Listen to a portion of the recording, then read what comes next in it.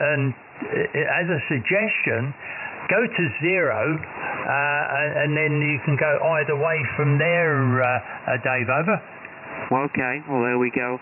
When listening to it, I found that for this microphone in my voice, somewhere around about 2.5 kilohertz was more effective. That's all the boost gone from there now. How is that sounding, Graham? Go ahead. It doesn't sound very nice. It sounds strange. Then, okay, so if you're on 2900s on 0, then go to minus. Just pick on a figure. Say -5, over. Okay, there's -5 on 2900. Probably going to go very dull, I would imagine. Is that dull now, Graham? Go ahead. Can I just make a suggestion? Yeah. Graham, remember the FT2000 when anybody couldn't get used to the FT2000 on PEQ3? Right. So you used to change the bandwidth to 3200 on the, but you still kept transmitting in a 3K bandwidth. So if he boosted that to 3200 and tried that instead of being 2.9 and cutting it off. D6 you? Yeah, go ahead. No, I've just found my parameters. If they're interested, I'm on my DX10 now, so I'm using a standard hand mic, Graham, and I've Neil. So I say maybe just see where you go. Go ahead. Yeah, did you find the parameters? Yeah, I've got them, Dave, here. So let's give it a try. Can I give it a try just to see what happens, Dave? Because it's we're just sort of going round, but nothing seems to change it from that sort of kind of nasal sort of time. Yeah, what it is, I've got 100 to I think it's 50 to 3.2. That's definitely mine is 50 to. I think it's 50 to 3.2. Dave, if you set that up, let's get it set up identical, okay? Okay. And then I'll give you the parameters, Dave. Go. Yeah, I've got that bandwidth anyway. So what was the EQ figures you had, Doug? 400 hertz on the first one. The EQ1 is 400 hertz. Parametric level is -5. Parametric bandwidth is 3. On the middle one, on the mids, it's 800 hertz. Parametric EQ level is -3. Let's maybe move it up now. And +5 on the bandwidth. The parametric EQ3 is 2,900 hertz. +8. And what's the last one? And +3 on the bandwidth. There, Dave, go. Okay. Well, I've done that in the standard parametric. I've not done it in the process one. Did you just copy it to the process one? Go ahead, Doug. Yeah, copy that to the process one. Yeah. Hold on. Just go through it again with me so I can do it while you're talking. For the transmission, go. Foxtrot 4, Juliet, Yankee, November.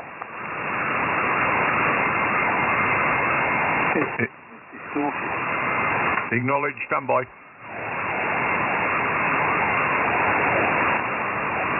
You're on your 890, Neil? Yep. Sorry, I've moved the VFO. Can you just speak? So I've got the parameters up. I've got the can't see the frequency go, lads. Yeah, just run those off again, Doug. Yeah, I'm going to go through it now again. If you can just check tune on. Right. 400 hertz. The first one is 400 hertz. That's parametric EQ1, 400 hertz, -5 on the level, and the bandwidth is 3, +3. 800 hertz is the next one. -3 on the level, and +5 on the bandwidth. And the last one is 2,900 hertz. The parametric level is 8, +8. and the bandwidth is +3, Dave, go.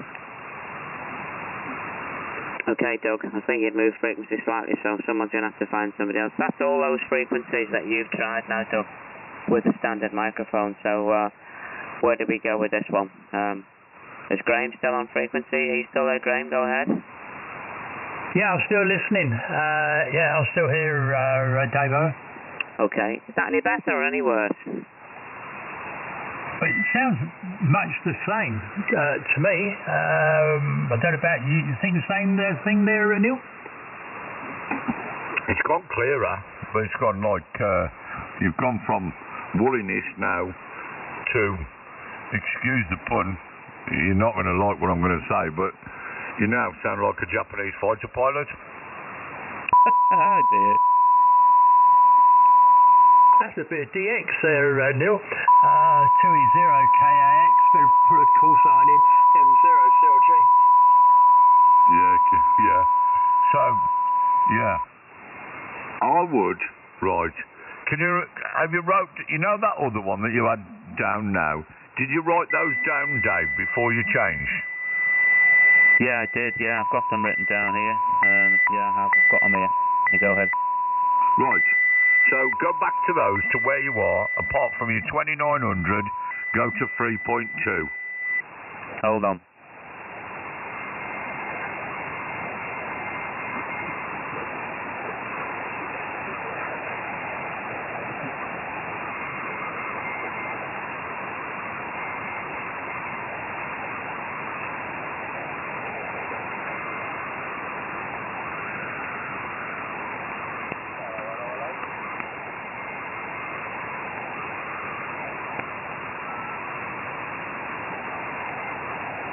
Are you back on frequency now, Doug? Have you turned your VFO, yeah?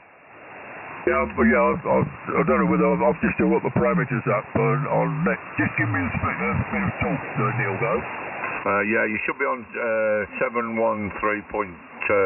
Doug, over. Is that near enough? That's about it, mate, over. Okay, yeah, I see I've still got the parameters up, yeah. Neil and Graham and Dave, nothing seems to make a terrible, it's made a difference, but it doesn't seem to be sort of following any logic at the moment, lads. Back to you, Dave, just for a comment. Hold on a minute, just putting these figures in. I mean, all I can say is something is not letting him TX past, or it changes the EQ, and obviously I think something isn't letting him TX past like 100 to 2.7 or 100 to 2.8. You won't let him TX any more than or past that. So it's either that or have they put the wrong filter in it when they've shipped it or something? I just don't. I can't really understand. I can't. Things are not changing. As we do some changes, it doesn't seem to follow any logic. That is the trouble at the moment. I think it's got a little bit better now, but it's not what I call absolutely, what it should sound like. That's for sure. There, Dave, go ahead. Are you ready? Yeah, there's all those figures back in again, chaps, and that's as it was before. Same figures in the normal EQ and in the process EQ, and well, I don't know, but I did have a 710 FT710, which I sent back last week because I couldn't get that to sound right. That wouldn't work either, and similar kind of results. It puzzles me. So I don't know. What's that do? What does that sound like, Doug? G6INU, I can't remember the call sign. J8TF. 2E0 Kilo Alpha X-ray, my bone is Dave over. To my ears, it sounds a bit better. It does sound a bit better, but possibly, probably need maybe a little bit of bass. What are you lads hearing? Are you hearing the same as me? It's fairly high frequency now, isn't it? Go ahead. Yeah, well, it's cleared it up in my opinion. So are you doing 3.2 now, Dave? Yeah, 3.2 on the top end, but the queue's quite narrow.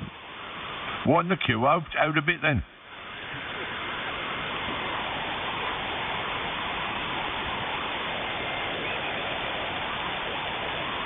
Actually, no, we've got a queue of 1. It won't go any wider. Go ahead. Oh, because it's, yeah. And what you boosting at that? 10 dB. Yeah. Well, if you reckon it's nasally then, so come down to about 6-7 dB. There we go. 6 dB, 6 dB, 6 dB. How's that? That's induced the bottom ending now. That has. But I don't think you need to do that. I think you still need to boost your high, but you need to look at the bottom end a bit more. Or, yeah, leave the mids where they are. Leave your top end boosted where you are, and then just inject a tiny bit more in your low end. So put it to 3.2 plus 10, and then look at the low end. And if you've got it at 100, let's have a look at how low you can go down there. Yeah, we can only go to 100. It stops at 100. And put another 2 dB in there and see if it does it. Hold on.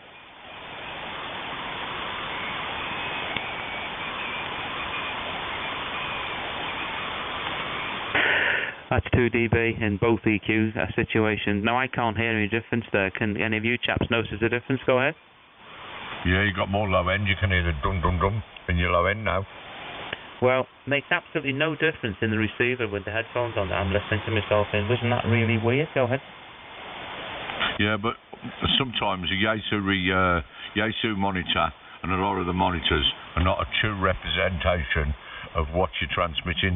The only one that probably does that is some of the SDRs that do it, true representation, or a 950 SDX with a monitor mod done on it. That's your true representation of what you're transmitting, which took a long, extensive amount of time for somebody to develop that.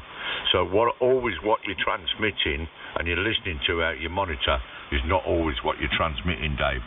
I know. I'm listening to it on the 991A with some headphones on, and you can't detect much difference with these figures, you know. Series 0 we can do the dB at this low end and see what happens. Go ahead. Well, to be fair, I think it becomes worse. So I would like to see you take some dB off it and clear it up and look in the region of. So you can obviously go 100. You can go 200. Can you go 150, 160, something like that? No, it's just this or that. We can't go in between. It's not a graphic as such. It's not a sweepable frequency. It's not a proper parametric. You can't go in between with it. It's not like a normal knob on a mixer. So we couldn't go to say 125 or anything like that. We're fixed with this one or this one, which is 200 hertz. Go ahead. Okay, so go 200 hertz then, and then obviously you want to cut that, don't you? So cut it, put it on a minus, like do minus 3 dB or something, and then a Q of about 3 or something. I'd ignore that, Neil. He don't know what he's talking about. Yeah. That's where I was yesterday, actually. That's what I've done now. We've nicked some 200 out at -3 with a reasonable Q. How is that sounding now, chaps? Well, it's more intelligible in my opinion. Pete? Sorry, mate. I was slightly distracted. Say that again. I said it's more intelligible now. His low end is not so woolly. No, it sounds nice. I'm listening, obviously, on a different radio, so I've not spoken to anyone on it yet. But yeah, both sounding good to me, no problem. Right, Doug, can you hear the difference now? Cutting a minus at the 200, and then a Q of 3. No, I definitely can hear a difference, but just give us a little bit of a go, Dave. Just give us a little bit of audio, Dave, go. Right, okay. So we got 3 dB. I mean, 200 hertz. Going back to the old world of audio and PA, it's a nasty frequency. Any live situation, you do all you would do immediately would be to nick 200, 250 out of any sort of PA system, because it is horrible. You know, 250, 500, an octave above that. It's not a particularly nice frequency if you've got too much of it. Yeah, it seems dramatic to me. Can't get my head around all these mad EQ things to make something sound the way it does. So I don't know. What's Graham think of this now? M0 CLG J8TF. Yeah, so I've been sitting there listening with great interest, and frankly, to be honest with you, I think this is what, in actual fact, what I would do, because if you want to spend some money, then I would change the microphone. I've never ever used a standard microphone that comes with a radio, so to be honest with you. So then it will make quite a difference in what you're doing there, because that fixed microphone is, even though it is good, but you can do a lot better. That's you're prepared to spend a bit of money, and you haven't got to spend a fortune neither. It's something to bear in mind there. But